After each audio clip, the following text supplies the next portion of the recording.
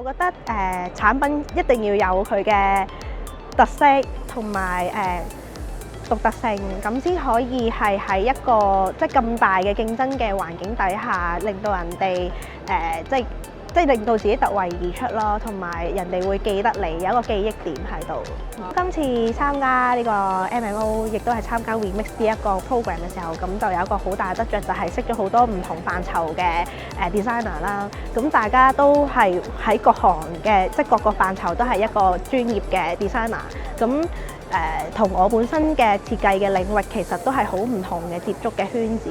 咁亦都係我覺得同大家嘅 connection 之間係得到好多啟發性嘅對話啦，咁令到我都覺得會唔會係日後可以有多啲嘅 collab 去一齊去做有一啲多啲嘅火花，係 even 可能係大家嘅設計啊，或者係 artist 上面都可以有多啲新嘅衝擊喺一個領域上面，再大家一齊發光發亮咯。